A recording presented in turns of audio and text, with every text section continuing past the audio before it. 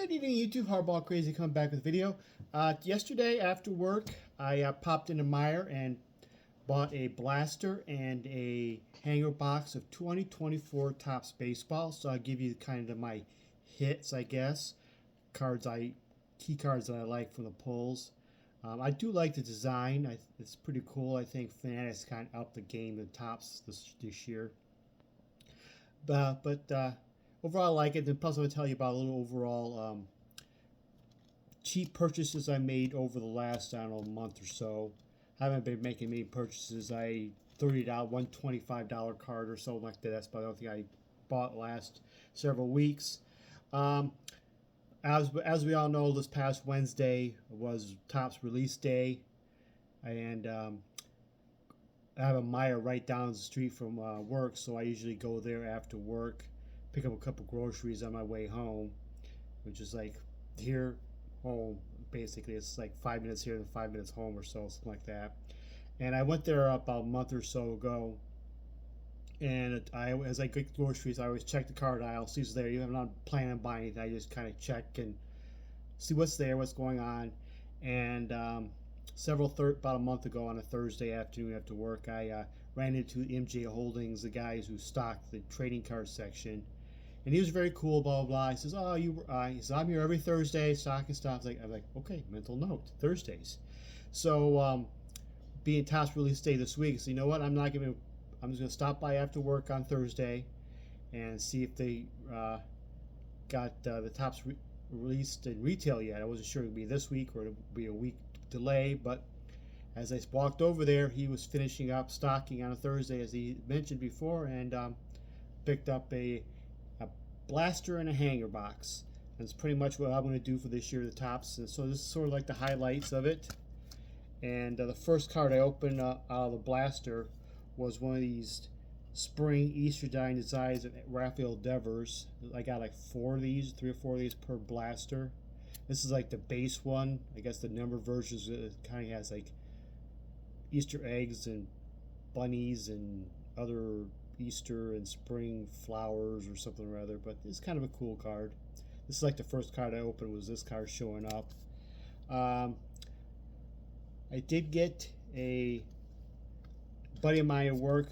I kind of promised him if I pulled a Torkelson, I was going to give it to him. So I did pull a Torkelson, even though I don't have one for my own PC. I promised him that, so I'll give him that. And I did also pull a Riley Green Future Stars, which is kind of a cool card. I like the Future Stars logos, even though they're not rookie cards, but I still kind of like the Future Stars, and I do kind of like the rainbow effect of it.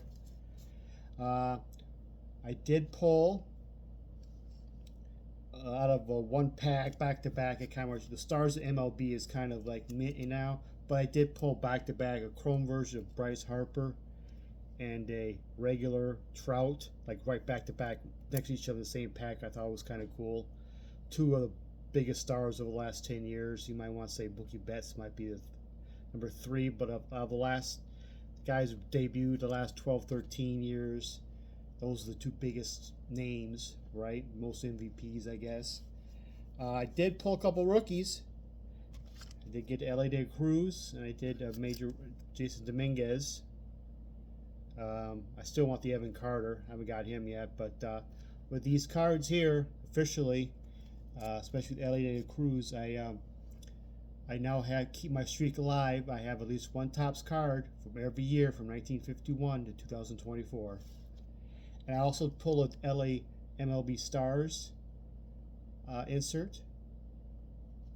And lo and behold, I got an autograph. Former first overall draft pick. Took him a few years to become productive in the majors in a new team. But Mickey Moniak. He's still rather young. I think I looked it up yesterday. He was still 25 years old and had a pretty solid season last year with the Angels. So he still might have a nice bright future ahead of him. Have a solid career after being a number 1 overall pick. But it's kind of a cool design, autographs, Mickey Moniak. So that was my 2024 Topps. On to my rather recent pickups. My trips to the LCS, the dime boxes I go through. I know it's a setup. Wasn't familiar with the 2000s. It was like Upper Deck Elements, I guess there's like 2 or 3 different cards for each player in the set, or at least the bigger names. And I like this acetate design of this card, so I picked up the Pujols in each row of them. You can see right through with the stats and everything, but I just like the design of it, so I got the Pujols in the Ichiro. I thought it was kind of a cool design, acetate, clear. I don't know, I just liked them, so I picked them up. They're a couple bucks each. One of my favorite sets, the insert sets in the 90s, is the 94 Leaf Gold Stars. The 94 specifically, I know, I just love the design of it, the shine of it. Too bad the checklist is very meh.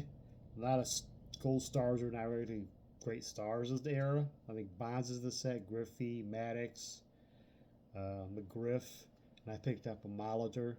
Not many great stars in the set, Hall of Famers, so I just like this set. I think it's just got cool shine. I don't know, I just like the green and the gold. Saw this on the internet, and I thought these 2 cards on the internet. I thought I'll start a little theme of my Negro League collection, since my Negro Leaguers is a little harder to find. So maybe I'll just do a little PC of some modern day stars and try to get as many different Negro League teams represented into my collection with wearing throwback Negro League uniforms. So here's Jim Edmonds, Upper Deck in a St. Louis Stars uniform. And here's Andrew McCutchen in Homestead Grays, even though you can't really see Grays very well. I thought that was kind of a cool little thing to do. So I try to find each Negro League team and try to see if I can find a modern day card of them. Junk wax era, boom era, what you want to call it. Card you might not see, a set you might not see often. Ricky Henderson, 1999 Donruss. This is the Learning Series. It was part of a promotion or to give away for get kids to read more. Regular Donruss card, but it's a different design. Learning Series. Never had any of these one of my collection, so I just have one in my collection. This is in a very cool yet quite inexpensive cards in my collection. Cards you can pick up easily. Cheap cards are very cool too. Don't have to be super shiny, super expensive, low numbered or anything. Joey Votto, 2019 Topps Fire, I think it is. Red color match jersey, doing his best Ted Kluszewski impersonation. Saw the image, I had to pick it up, and the red versions are unnumbered. So, you know, why the heck not just get the red version? Didn't cost me much, anything more. Just like $5 or so. Doing his Ted Kluszewski impersonation. Get a color match with reds. A future Hall of Famer. This is a very cool card to have. And my last card in a mass text group text messages. We did a relics. I thought I went on a whim and picked up a relic card myself. And I did a count. This is my 46th Hall of Famer I have a relic card of. And is of the most underappreciated Hall of Famer, great Hall of Famers out there. One of the most underappreciated is Mel Ott.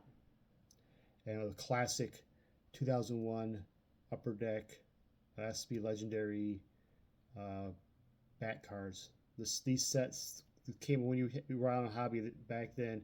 These sets were this insert was a rage for a while. It has Babe Ruth and Shoeless Joe Jackson and Jimmy Fox and many great players. Some not Hall of Famers in the set too. And this was quite popular and still holds the time as being a great card. Mr. Mel Ott. I have 46 Hall of Famer relic cards. A couple of them are like stadium ones. I want to get upgraded to actual relic of the player. But there's another stadium one that I will never get as a player. It's Josh Gibson. I have a Forbes Field relic card of him, but to be honest, I don't think I ever get an actual relic card of them because they were uber expensive. So I'll just use that as my Josh Gibson. But overall, I have 46 and counting. And that's my video. I rambled on long enough. Thank you for taking the time and watching. You all have a good night.